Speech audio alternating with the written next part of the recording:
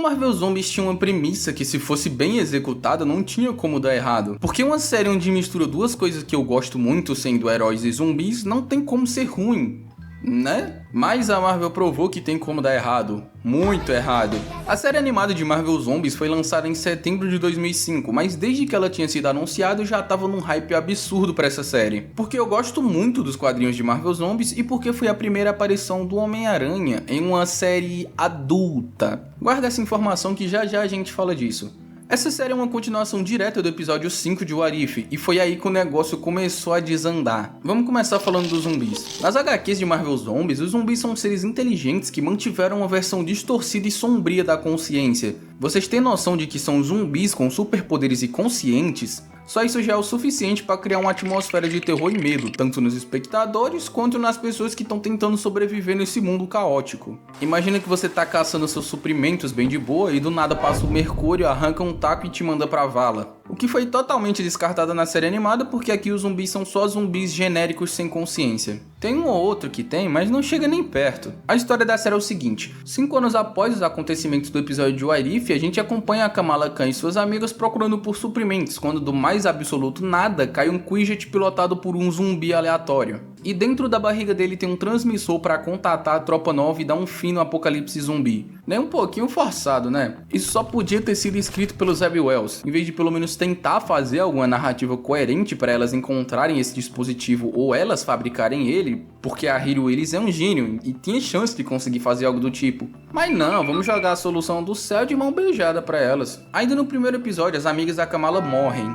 A Kate morreu de uma forma muito imbecil, porque em vez de fugir, ela tenta jogar uma flecha especial na Capitã Marvel, mas na verdade não era uma flecha especial. Ah, tá, porra. E a Capitã desintegra a Kate. E no meio disso a Hiro é mordida e ela se sacrifica pra Kamala conseguir fugir. E cara, eu assisti isso no dia que lançou de madrugada. Pra uma série mais 18 em um contexto de zumbis super poderosos, onde as pessoas precisam ficar em alerta constante pra não morrer, a série no mínimo tinha que passar essa atmosfera de terror ou horror, como diz no gênero, mas não tem nada disso.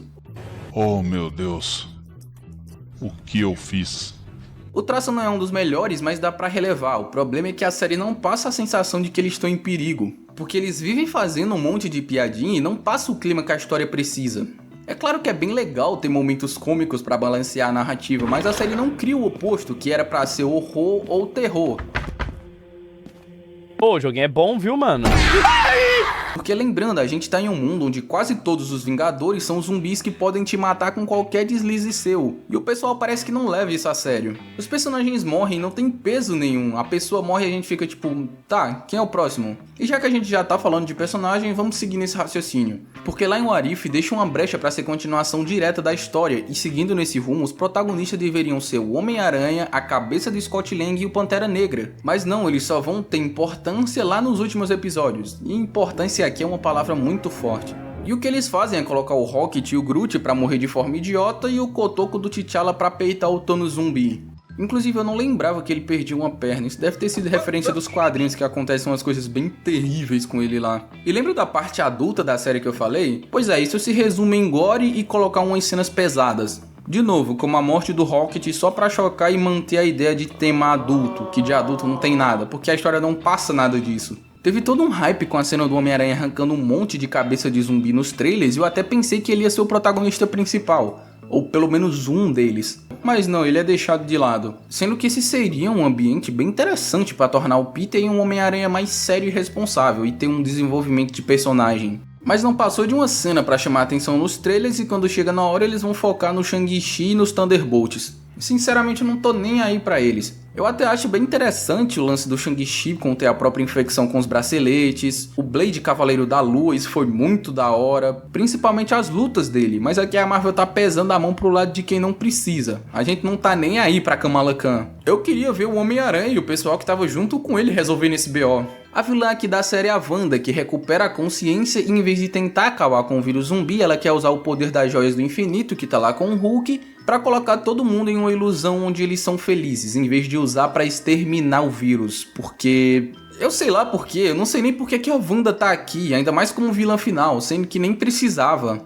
Já que era para ter algum vilão, seria muito mais interessante se tivessem colocado os próprios Vingadores contra os sobreviventes. Esses aqui não, porque eles são buchas. Mas seria muito legal se eles tivessem um certo nível de consciência e tivessem arquitetando algum plano para espalhar o vírus para outras dimensões, ou até mesmo para o espaço. Porque para quem não conhece os quadrinhos, assim que eles infectam todo mundo do planeta, ou quase, porque ainda ficam algumas pessoas lá, eles acabam devorando o surfista prateado e ganhando poderes cósmicos, e de repente o Galactus aparece para lanchar o mundo. Então depois de muita luta contra o Galactus e até contra alguns vilões, eles acabam vencendo o Devorador de Mundos e se alimentam dele. E aí corta pra um rei alienígena recebendo a notícia que o Galactus vai chegar em breve. Só que quem acaba chegando são os zumbis que estão com a fome do Galactus. E se eu não me engano, eles acabam destruindo uma cacetada de mundo nessa brincadeira aí. Daria pra fazer uma trama muito da hora com algum desses conceitos, já que até o Senhor Fantástico Zumbi engana uma versão dele mesmo do antigo universo Ultimate pra fazer ele criar uma máquina de teletransporte pra que eles consigam ir pra outros mundos atrás de mais comida. Então o papel da Wanda aqui é totalmente descartado, sem contar que ela nem passa um ar de vilã que cria algum medo.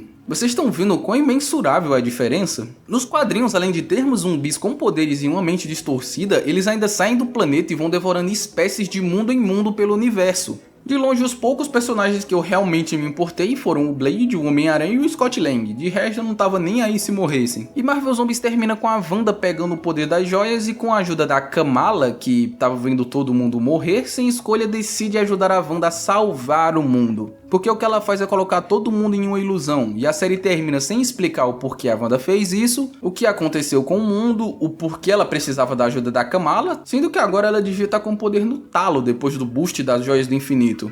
Ainda não temos uma segunda temporada confirmada e eu nem sei se eu ia querer ver isso. Mas a conclusão é que a Marvel tinha uma premissa muito maneira e com potencial de fazer muito sucesso se fosse bem trabalhada, coisa que infelizmente não foi. Mas eu confesso que eu queria uma segunda temporada só pra ver o desfecho dessa história. E é isso, muito obrigado por ter assistido até aqui e eu te vejo na semana que vem, se tudo der certo.